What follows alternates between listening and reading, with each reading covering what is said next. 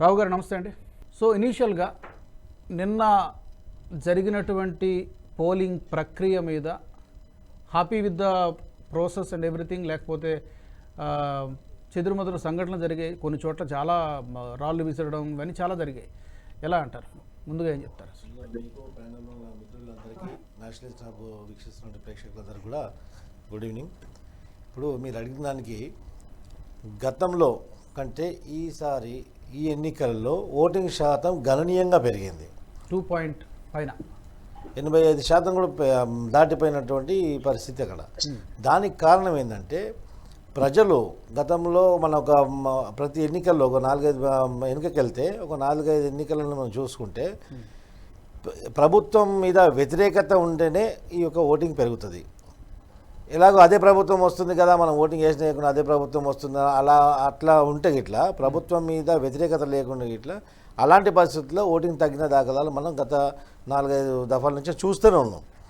ఇక్కడ ఏమైందంటే ఒకవైపు ఈ యొక్క వైసీపీ చేస్తున్నటువంటి అరాచకాలు, వైసీపీ చేస్తున్నటువంటి ప్రజా వ్యతిరేక విధానాలు, అవలంబిస్తున్న ప్రజా వ్యతిరేక విధానాలు, అదేవిధంగా వైసీపీ చేస్తున్నటువంటి అప్పులు, ఇంకోటి వైసీపీ అనేక సామాజిక వర్గాలకు ఏ యొక్క వర్గాన్ని కూడా న్యాయం చేయకుండా కేవలం తాను పథకాలు ఇస్తున్నాం కాబట్టి పథకాలు ఇవ్వడంతో రాష్ట్రం సంక్షోభం అయిపోయింది, రాష్ట్రం అభివృద్ధి చెందిందని చెప్పేసి వాళ్ళు ఒక అపోహలో ఉండడం వల్ల అభివృద్ధి అనేది కుంటుపడిపోయింది.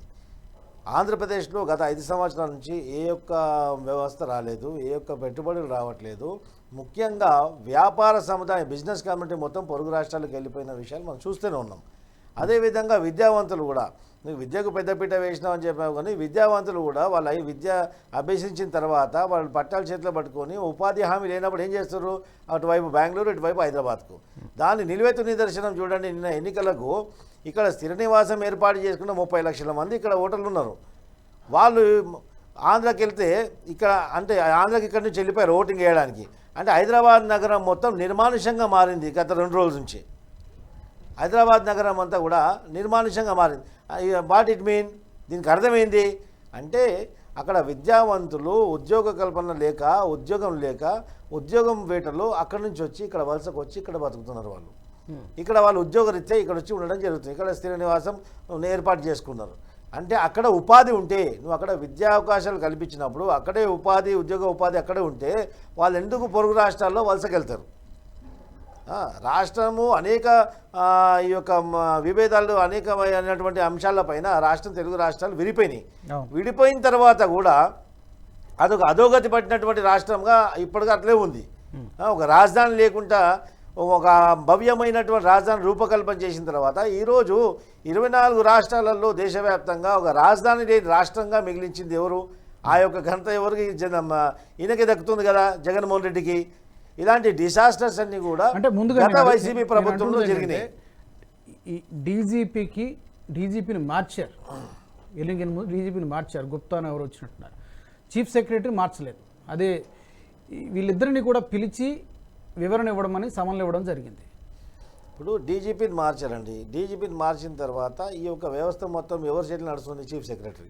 చీఫ్ సెక్రటరీని మార్చకుండా ఆయన ఏదో ఇషారాలు ఇచ్చుకుంటా మొన్నటి వరకు వైసీపీకి అనుకూలంగా పనిచేసిన చీఫ్ సెక్రటరీ మొన్న ఎన్నికలలో కూడా అనుకూలంగా పనిచేశారు.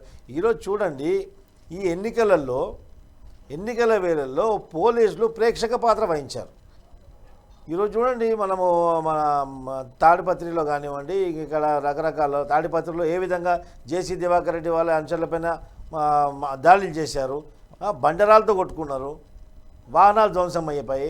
అదేగా మన శోభనాగిరెడ్డి, భూమా అఖిలప్రియ వ్యక్తిగత సిబ్బంది పైన, బాడీగార్డ్ పైన అటాక్ చేసి ఆ తర్వాత ఒక యాక్సిడెంట్ లాగా చిత్రీకరించి రెక్కి నిర్వహించి యాక్సిడెంట్ క్రియేట్ చేసి ఆ తర్వాత కత్తులతో పడడం జరిగింది.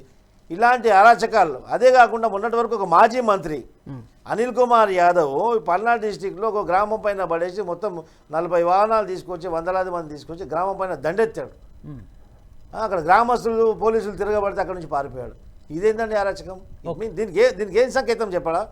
ఇది వాళ్ళకు వైసీపీలకు తెలిసిపోయింది. ఓటింగ్ శాతం గణనీయంగా పెరిగింది. ఓటింగ్లో వీళ్ళు ఏం చేశారంటే అనేక ఇబ్బందులు కలిగించారు వైసీపీ అభ్యర్థులు. ఓటింగ్ ప్రక్రియ డిలే కావడానికి, డిలే అవుతే ఓటింగ్ అంతా వేయడానికి ఉండదు కాబట్టి ఎంతవరకు డిలే చేయాలా, ఏ వరకు దీన్ని అబ్స్ట్రక్ట్ చేయాలని చాలా ప్రయత్నించారు. దానికి పరిణామమే తెనాలిలో ఓట్ల గురించి ఓటర్ని మనం ప్రాధేయపడి ఒక క్యాండిడేట్గా ప్రాధేయపడి అడుక్కోవడం జరుగుతుంది. అలా ప్రాధేయపడవలసినటువంటి ఓటర్ని నువ్వు విచక్షణ రహితంగా కొడితే అదేం జరిగింది, దాని దేనికి సంకేతం? ఇదేమైపోయిందంటే ఒక కొత్త ఆనవాయితీకి తెరలేపారు వైసీపీ వాళ్ళు.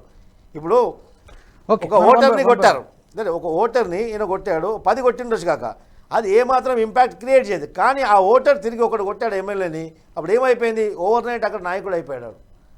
ఇప్పుడు ఏం జరిగింది, నేను ఎమ్మెల్యేనే కొట్టా, ఇప్పుడు ఈ విధంగా ఇప్పుడు తప్పు చేశాడో అది పక్కకు పెడదాం. ఒక ఎమ్మెల్యేని ఒక సామాన్యుడు చెంపదెబ్బ కొట్టినంటే రేపు ఈ పరిణామం వేరే ఎమ్మెల్యేలు కూడా ఎదుర్కోబోతున్నది. అది స్టేట్ మొత్తం వైరల్ అయింది. Anyway, I will come back Rao గారు.